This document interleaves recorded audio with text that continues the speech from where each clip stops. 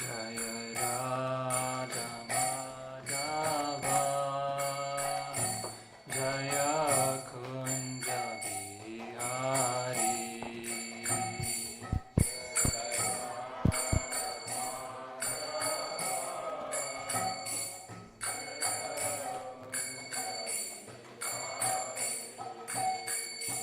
Jaya Gopi Jana Vallabha Jaya Girivaradari Jaya Girivaradari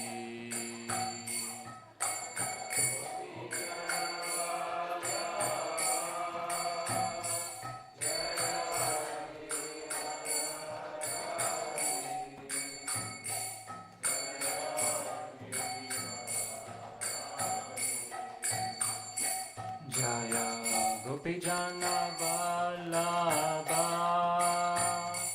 Jaya Girivaradari Jaya Girivaradari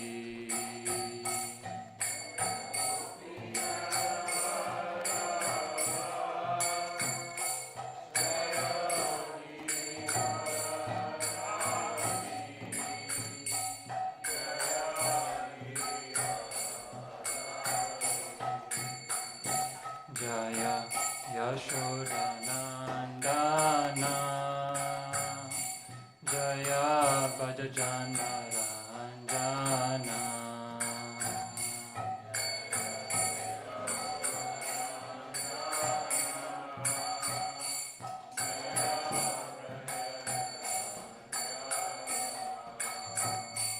Jaya Yashodanandana Jaya Bhajajana Ranjana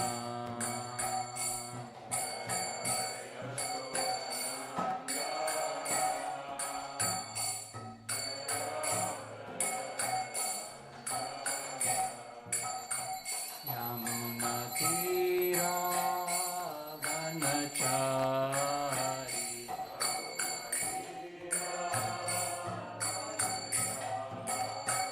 Yamuna Tira Vanachari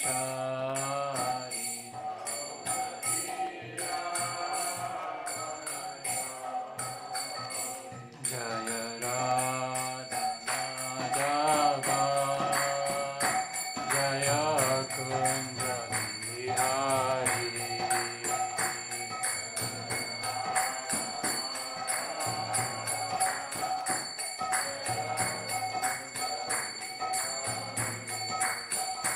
Jaya Radha Madhava Jaya Kunja Bihari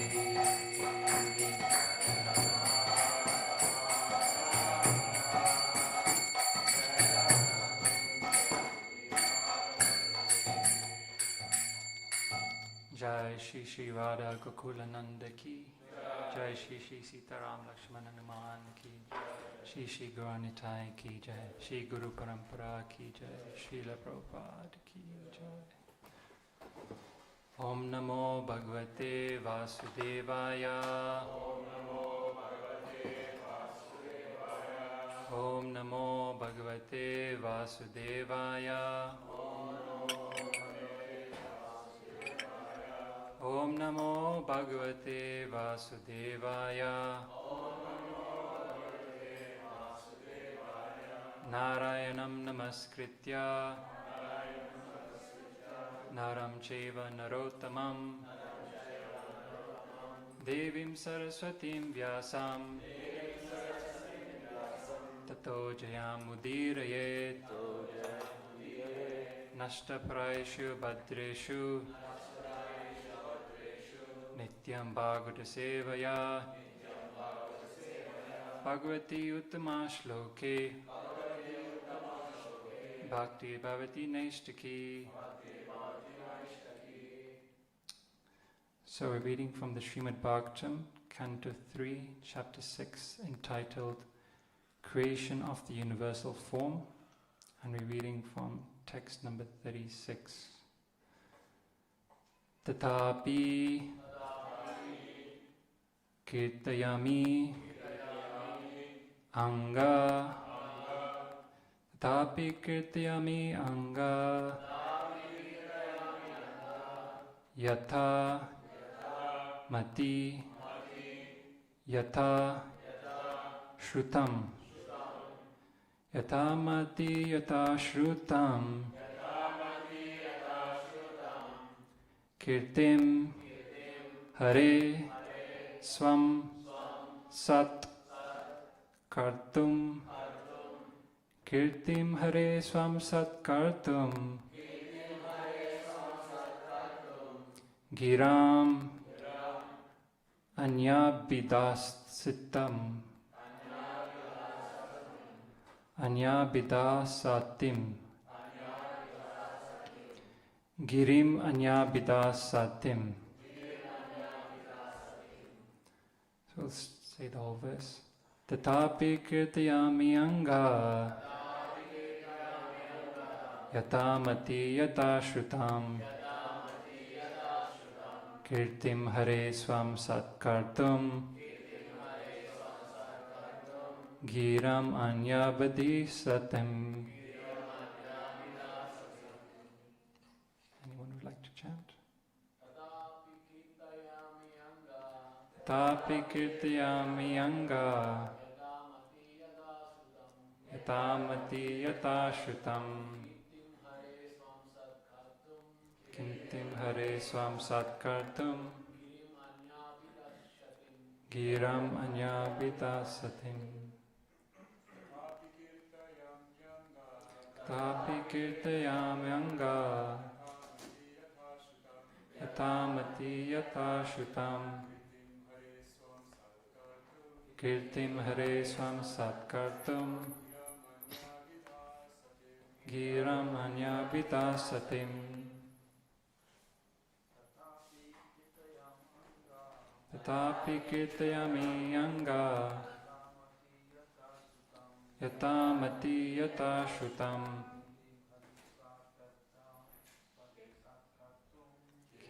Hare Swam Satkartum. Girim Anyabidasatim. Vaishnavis.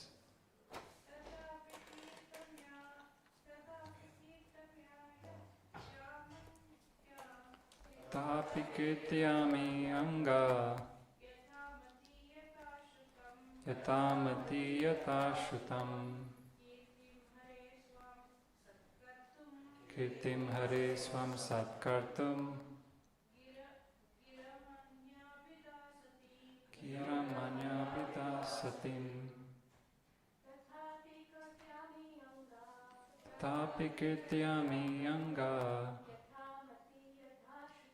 Yatamati yata shrutam. Kirtim Hare Swam Satkartum. Giram Anyabidasatim. Tata, therefore, api, although it is so, kirtayami, I do describe, anga, O Vidura, yatha, as much as, mati, intelligence, yatha, as much as, shrutam, heard, kirtim, glories, Hare, of the Lord, swam, own, sat kartum, just purify, giram, speeches, anya bida, otherwise, asatim, unchaste. Translation and purport by His Divine Grace, A.C. Bhaktivedanta Swami Srila Prabhupada Ki. Translation. In spite of my inability, whatever I have been able to hear from the spiritual master and whatever I could assimilate, I am now describing in glorification of the Lord by pure speech. For otherwise, my power of speaking would remain unchaste. So we'll just repeat the translation. In spite of my inability, whatever I've been able to hear from the spiritual master, and whatever I could assimilate, I am now describing in glorification of the Lord by pure speech. For otherwise, my power of speaking would remain unchaste. Purport. The glorification of the conditioned soul necessitates purification of his consciousness. By the presence of consciousness, the presence of the transcendental soul is verified, and as soon as consciousness leaves the body, the material body is not active. Consciousness is perceived, therefore, by activities. The theory put forward by empiric philosophers that consciousness can remain in an inactive state is the proof of their poor fund of knowledge. One should not become unchaste by stopping the activities of pure consciousness. If the activities of pure consciousness are stopped, certainly the conscious living force will be otherwise engaged, because unless engaged, the consciousness has no standing. Consciousness cannot be silent, even for a moment. When the body does not act, the consciousness acts in the form of dreams. Unconsciousness is artificial. By induced extraneous help, it remains for a limited period. But when the intoxication of the drug is finished, when one is awake, the consciousness again acts earnestly. Maitriya's statement is that in order to avoid unchaste conscious activities, he was trying to describe the unlimited glories of the Lord, although he did not have the ability to describe them perfectly. The glorification of the Lord is not a product of research, but the result of hearing submissively from the authority of the spiritual master. It is also not possible to repeat all that one has heard from his spiritual master, but one can narrate as far as possible by one's honest endeavor. It does not matter whether the Lord's glories are fully explained or not. One must attempt to engage one's bodily, mental, and verbal activities in the transcendental glorification of the Lord. Otherwise, such activities will remain unchaste and impure. The existence of the conditioned soul can be purified only by the method of engaging mind and speech in the service of the Lord. The Tridandi Sannyasi of the Vaishnava school accepts 3 rods, representing the vow to engage in the service of the Lord with body, mind, and speech, whereas the Ekadandi Sannyasi takes the vow to become one with the Supreme. Since the Lord is the Absolute, there is no distinction between Him and His glories. The glories of the Lord, as chanted by the Vaishnava Sannyasi, are as substantial as the Lord Himself. And thus, while glorifying the Lord, the devotees become one with Him in transcendental interest, although He remains eternally a transcendental servitor. This simultaneously one and different position of the devotee makes him eternally purified, and thus his life becomes a complete success. Jai. Om Jnana Timirandasya Gyananjana Shalakaya Chakshulunmilitam Yena Tasmai Shri Gurave Namaha Shri Chaitanya Manobhistam Stapitam Yena Bhutale Swayam Rupa Kadamayam Tatati Swapadantikam Vandeham Shri Guru Shri Yuta Padakamalam Shri Gurun Vaishnavamscha Shri Rupam Sagajatam Sagana Raghunatam Vitam Tam Sajivam Sadvaitam Savadutam Parijana Saitam Krishna Chaitanya Devam Shri Radha Krishna Padan Sagana Lalita Shri Vishakam Vitamscha He Krishna Karuna Sindhu Dina Bandhu Jagatpate Gopisha Gopika Kanta Radha Kanta Namosate Tapta Kanchana Gaurangi Radhe Vindavaneshwari Vishabhanu Sute Devi Pramami Haripriye Namo Mahavadanyaya Krishna Prema Padayate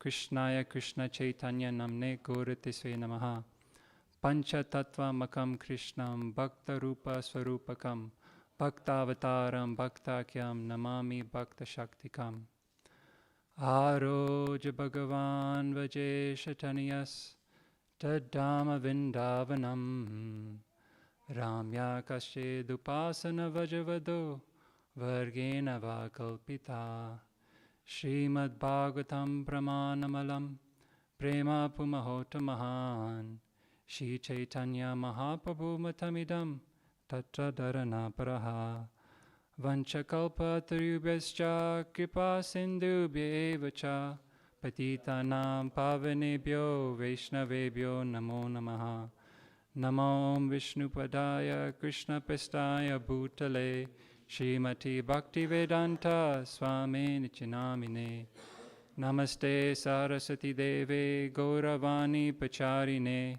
Nirvishesha Shunyavadi Pasacha Deshatarine Jai Shri Krishna Chaitanya Prabhu Nityananda Shri Advaita Gadadara Shivasadi Gaura Bhakta Vrinda Hare Krishna Krishna Krishna Hare Hare Hare Rama Rama Rama Hare Hare.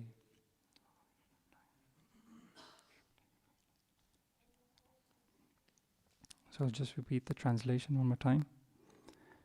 In spite of my inability, whatever I have been able to hear from the spiritual master, and whatever I could assimilate, I am now describing in glorification of the Lord by pure speech, for otherwise my power of speaking would remain unchaste. Hare Krishna. I like to seek the blessings of all the Vaishnavas so that I can say something that would be in line with the Guru Parampara and hopefully benefiting to all of you. Hare Krishna. So it's very interesting in this translation. The first thing that stuck out to me is Maitreya's humility. He starts by saying, in spite of my inability. And I feel this is very significant because humility is a characteristic that we all need to develop, regardless of who we are. At whatever stage you're at, we all need to have humility. And actually, as we advance in Krishna consciousness, as we get a so-called bigger position, if we do not cultivate humility even at a more deeper level, we will fall down, and that's what we've witnessed. So I just wanted to discuss, do we have the roaming mic? Yeah? Okay. So I just want to make this a little bit more interactive. It will not be so much of a lecture, but we will share some thoughts as well. So I just wanted to get your opinion of why do we think humility is important? What happens if we don't cultivate humility? And what examples are there from scripture of but where humility was not followed and what were the consequences? So does anyone want to share something of why? Yeah.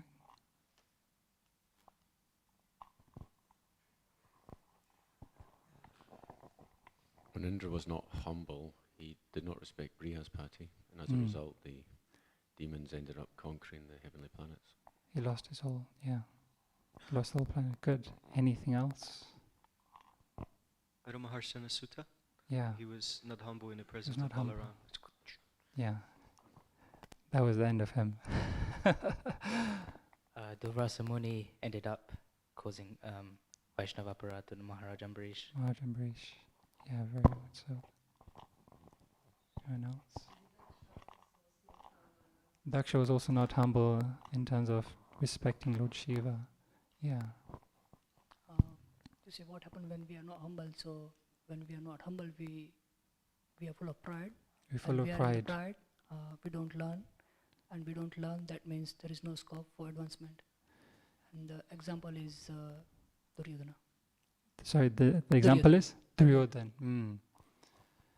Yeah, as soon as we think we're proud, we think we know everything. And as soon as we think we know anything, we're not able to use our here. And that's what is being said in this translation. Because he had the humility, whatever I've been able to hear from the spiritual master, and the next part is whatever I could assimilate. So humility is essential for cultivating knowledge. I also feel that humility is a good barometer for advancement in Krishna consciousness. As soon as we think we know something, we've fallen down. It doesn't matter what aspect it may be in, doesn't matter who the other devotee may be, they may know more of something than us. It may not be in a particular aspect, but it may be in another aspect. So we should always try and remain humble. And essentially by becoming humble, we can be instruments of grace.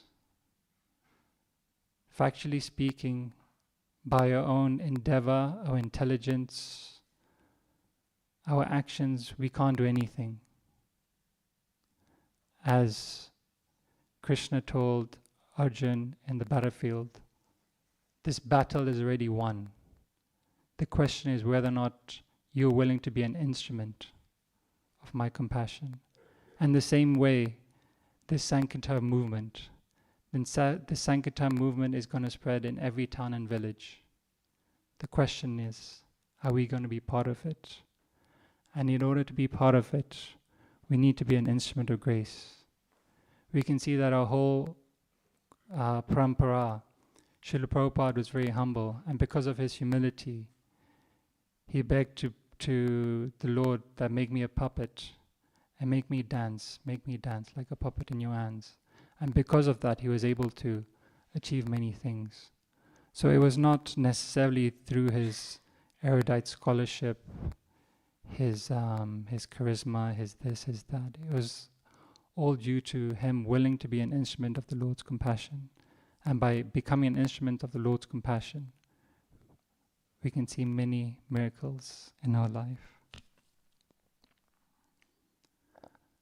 Another aspect where I think humility is very powerful is that we see that in the Chaitanya Charitamrita, that Sri Chaitanya Mahaprabhu, he conquered the hearts of many great personalities, again, through his humility.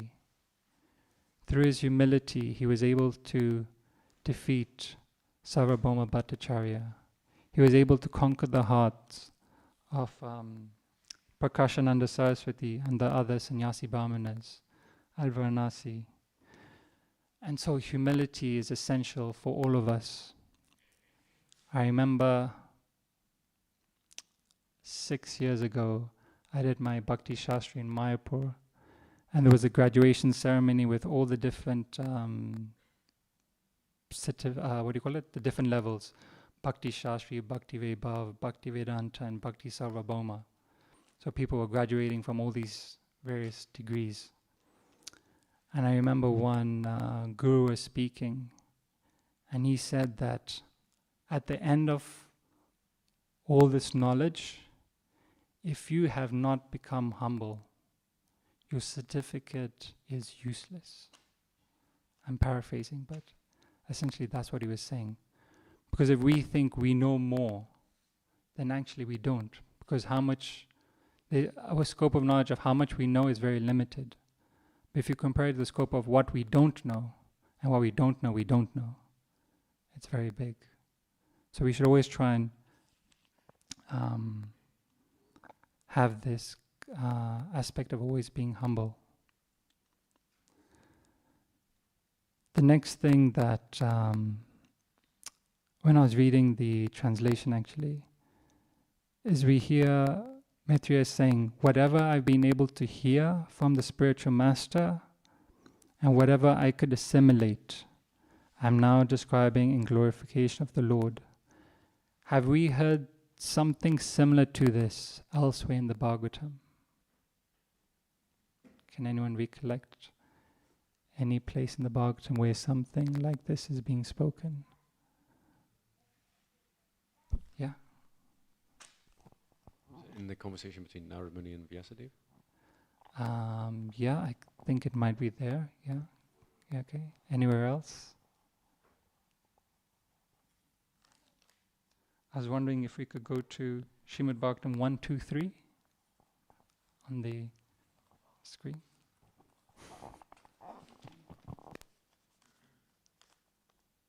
And this is at the very beginning of the Bhagavatam, whereby Sutta Goswami 1, 2, 3, yeah. No, that was the right place. Yeah, sorry, yeah, 1, 2, and then 3, yeah. So this is Sutta Goswami describing the qualification of Sukadev Goswami. And he's basically saying, let me offer my respectful obeisances unto him, Sukha, the spiritual master of all sages, the son of Vyasadeva, who out of his great compassion for those gross materialists who struggle to cross over the darkest regions of material existence, spoke this most confidential supplement of the cream of Vedic knowledge after having personally assimilated it by experience. So we can see that Sukadev Goswami had essentially learned this knowledge from his father, Srila Vyasadeva, and because there was that personal assimilation, he was able to impart it further along. Could we go to 1.3.34, please?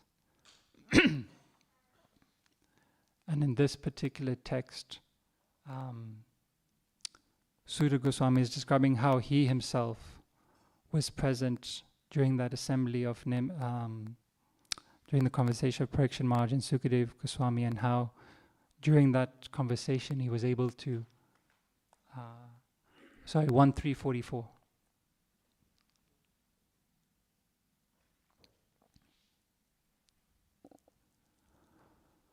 O learned Brahmanas, when Sukadev Goswami recited Bhagavatam there, in the presence of Emperor Parikshit, I heard him with rapt attention, and thus, by his mercy, I learned the Bhagavatam from that great and powerful sage. Now I shall try to make you hear the very same things as I learned it from him, and as I have realized it. Can we just go to the purport of that, please? I'll just read a little bit of the purport.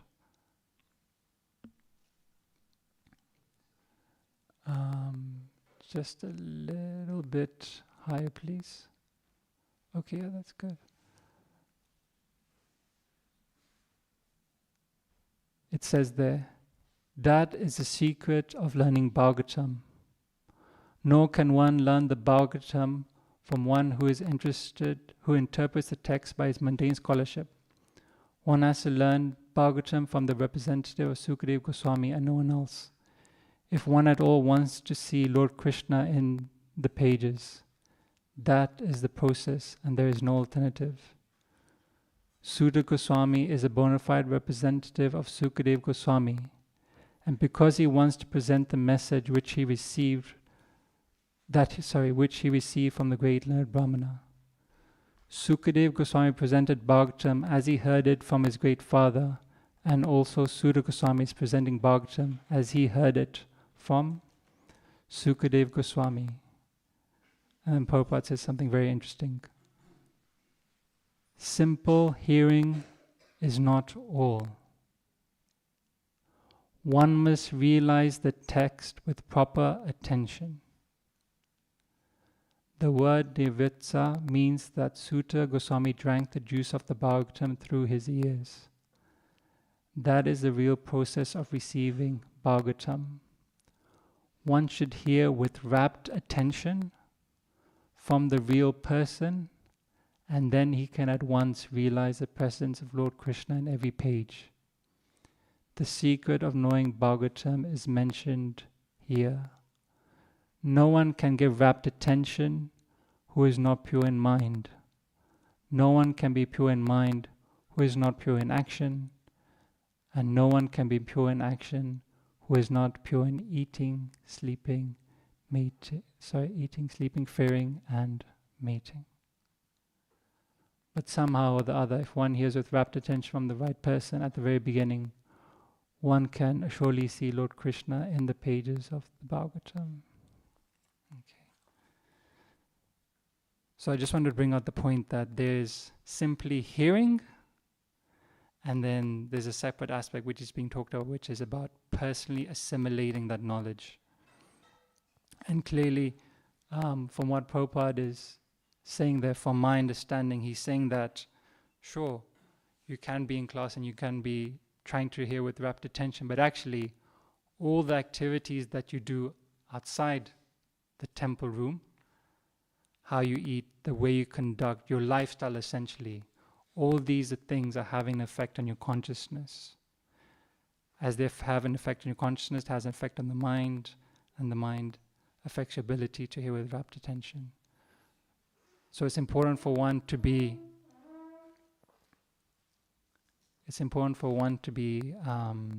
as attentive in all one's dealings, in direct devotional service and in indirect devotional service. One needs to be attentive.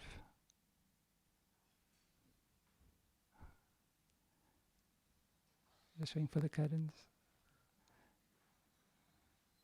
Jai Shri Shri Radha Gokula Nanda Ki Jai, Shri Shri Sitaram Lakshman Hanuman Ki Jai, Shri Shri Gauranitai Ki Jai, Guru Parampara Ki Jai, Jai. So before we continue discussing the purport of 1336, does anyone have any comments or thoughts on what was being shared? And Radha Govind Prabhu. Radha Govind Prabhu, yeah. Hare Krishna Prabhu. Thank you for the class. I was just wondering about the relationship between knowledge and being humble, because from personal experience I've found that when you learn more, you try to share it. When you share things, you kind of tend to become a little bit proud. I mean, I don't really know that much, but it's it doesn't necessarily make you humble. You kind of stay as you are, or you become a little bit proud. I'm just wondering how knowing more and learning more can actually make you humble. What's the relationship? What's the process? Sure, it's a good question. Did you have a comment to that? You can. So I was thinking that I think I've heard either Srila Prabhupada say it, or I've heard in a class before, that someone says humility is truthfulness.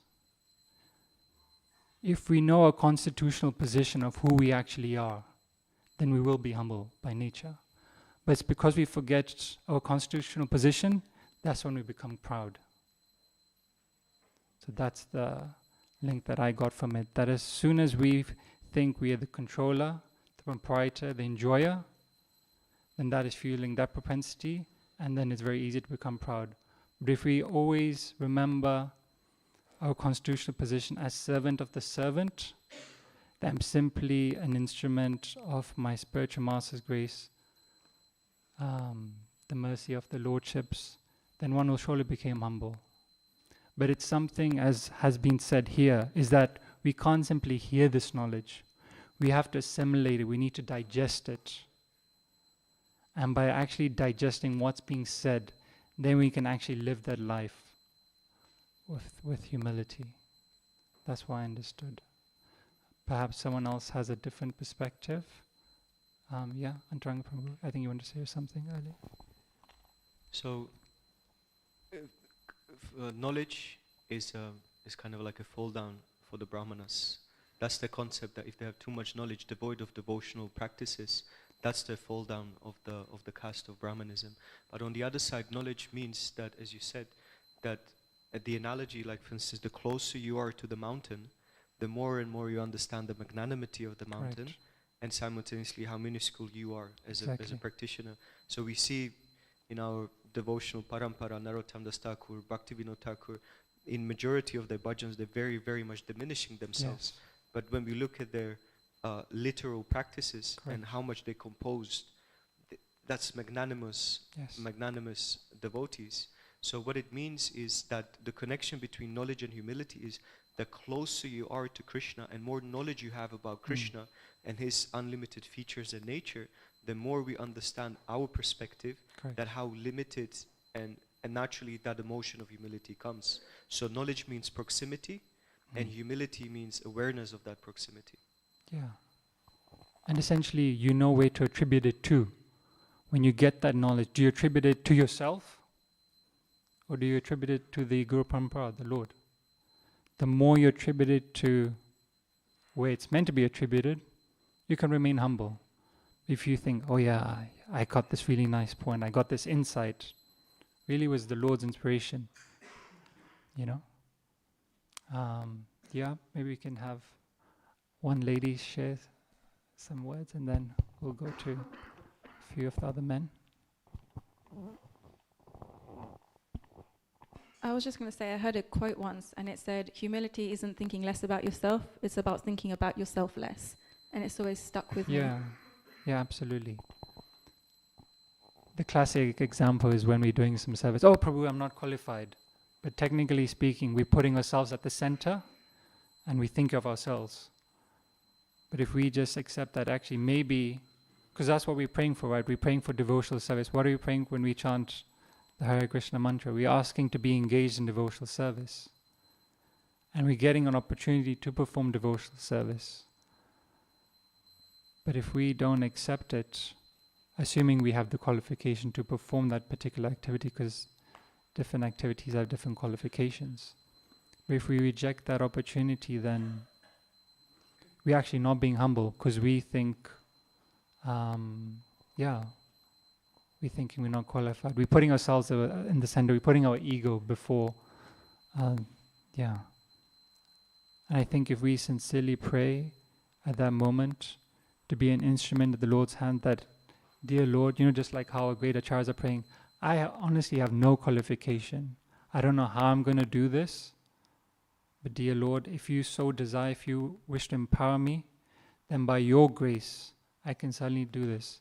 And by that, so many books are written, right? Like the Govinda Bhasya. None of them attribute it to their own ability.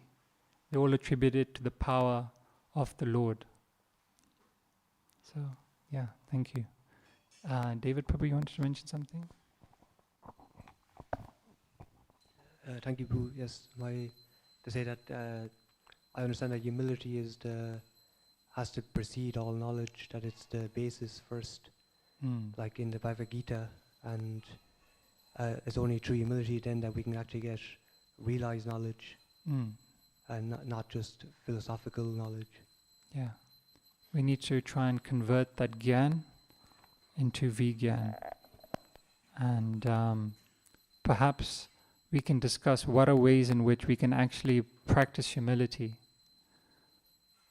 Does anyone want to share certain ways in which they can practice? Yes?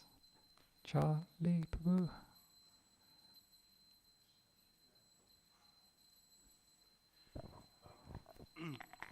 Yeah, I actually remember having a conversation with like a mentor. He was telling, we were talking about humility very specifically and like how to cultivate it.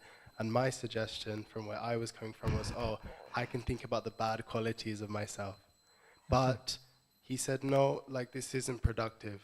We look at the Gaudiya Vaishnava Acharyas and they seeming to have this mood of feeling holy, but that's not very practical for us. We're not at that stage, yeah.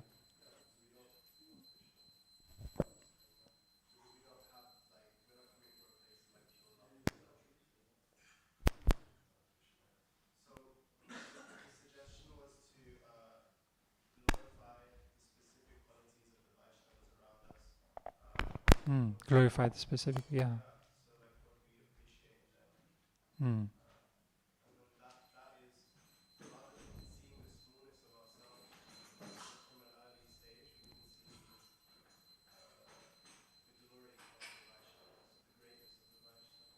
Sure.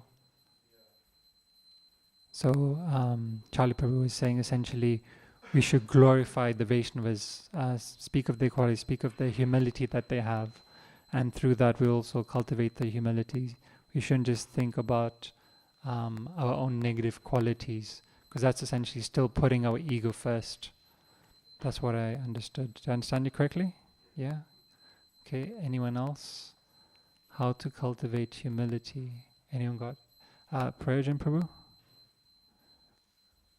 I think whilst we still getting the mic, changing the battery, you can perhaps share and then I'll try and repeat on the microphone.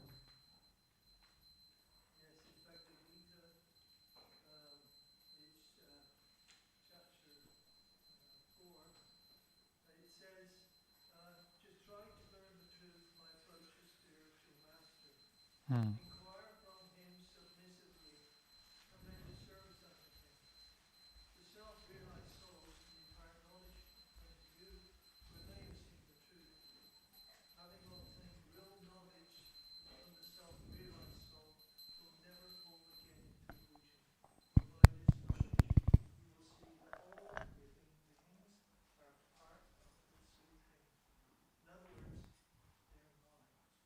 Sorry, in other words? Sorry, the mic's just coming. Okay, I'll repeat again. Okay. Having obtained real knowledge from the self-realized soul, you will never again fall into illusion, for by this knowledge, the living beings are considered part of the Supreme, or in other words, they are mine. They are mine in a loving relationship. Mine doesn't mean we belong, it means we belong to each other. It's a submissive position. Yeah. On an equal basis. Yeah. Thank you, Prabhu, for sharing. I was also thinking of other ways, and I was thinking that regardless of what position we have, regardless of the position, everyone should at least perform some menial service. By performing menial service, regardless of who we are, that way we can remain humble. I remember one guru speaking that we should not be attached to the service. Be attached to the mood of service. So sometimes you may want to perform a particular service, but that opportunity does not come. But maybe some other devotee tells you, hey, can you do this instead? What's our attitude? Do we say, actually, Prabhu, no, that's a low service. I'm in, I've been around for 5-10 years. I don't do that service anymore. Or, whatever excuse our mind comes up with. What's our mood? If we become attached to the mood of service and not to the service, then really we can really be an instrument of the Lord's grace. Yeah. Jarashi, Prabhu, you want to share something?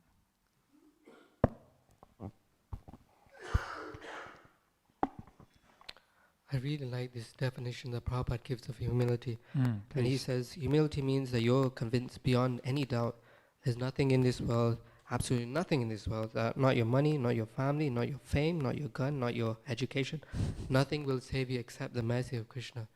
And so slowly you kind of feel that we're really dependable on the Lord, And so then it builds that humility. Yeah. I almost feel like that's a nice statement to say. Sorry, I'm just being a bit devil's advocate. I think that's a nice statement to say. We've probably all heard that statement before. But how do we actually cultivate it? How do we actually think about it in our day-to-day lives? Does everyone understand what the point that I'm saying? We all hear all these statements, but how can we perhaps... But they all... You want to share before you pass it? Okay. Amrita?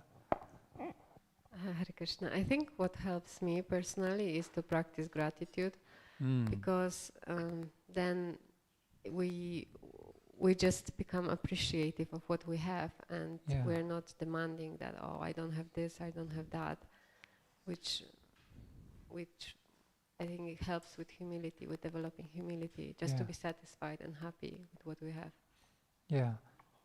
Yeah, I think being grateful, like writing a gratitude journal, is helpful because it puts things into perspective.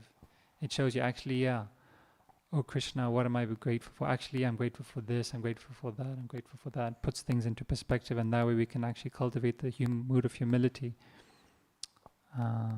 Wonderful point. And I was just thinking, if you think about it in the opposite way, opposite of humility is pride. What are we doing to feed that Ishvara above? The more we're fueling that propensity, the more we're actually moving away from humility. And I feel one of the biggest things is basically one of these little devices. We all use them. And basically, my realization is that this little device is basically telling us that when I press this button, this should happen. I'm the controller. When this should happen, this should happen. When this happens, this happens. It should happen according to the way I want it. And if it's too slow, there's something wrong with it.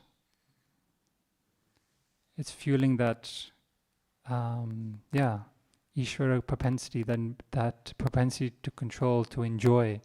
It's quite subtle, but I'm just conscious of the time. It's 8:30. I think we close at 8:30 unless there are any final comments or questions. Yeah, Prabhu, you want to share something? Yeah, can we get the mic, please? Maybe the last comment and then we'll end for breakfast. Yeah. Thank you, Prabhu. I was just considering, you'd mentioned menial service, but I was thinking how taking on these big positions within our movement, or just, it can seem counterintuitive, especially becoming a guru and receiving worship and so many things, but how actually that can be that much more humble of a service to receive that on behalf of your spiritual master. Yeah. I don't know if you wanted to comment. I was just thinking, as you were saying that, I was thinking of the nectar of instruction. And in the beginning, I think Prabhupada writes that advancement in Krishna consciousness is dependent on the attitude of the follower. And it's all about having that mindset. Yes, we may all be doing a particular service, but if we have the right framework, the right consciousness, the way to perceive of it, then it can be beautiful. Then we're actually doing something that's wonderful. But if it's fueling the opposite, I think, I don't know who said it, but I think there's that story sometimes of there's a king and there's a fly on the king or something, and then the fly is thinking that, oh, I'm getting so much worship, I'm getting all of this. Or even say the pujari, like they may be thinking, oh, look, everyone's looking at me. But yeah, we just have that perspective that's not quite right. And if we can just simply change that perspective, change that, we can really make a lot of advancement. Are we thinking, oh, look, I've got 5 more disciples. Oh, yes. Now I've got, I don't know, more money. Or I've got this rich devotee now as my disciple. It's like, how are we looking at it? Or are we looking at it that, I think Srila Bhaktivedanta Saraswati Thakur was saying is that I treat all of my disciples as my gurus. So now I've got another guru who's trying to teach me humility. So it's all about perspective, I feel. And if we have the correct perspective, we can really advance in our Krishna consciousness. Okay, Jai. Gantaraj Srimad Bhagavatam ki Jai, Srila Prabhupada ki Jai, Jai Nitai Gaur Prem Nande.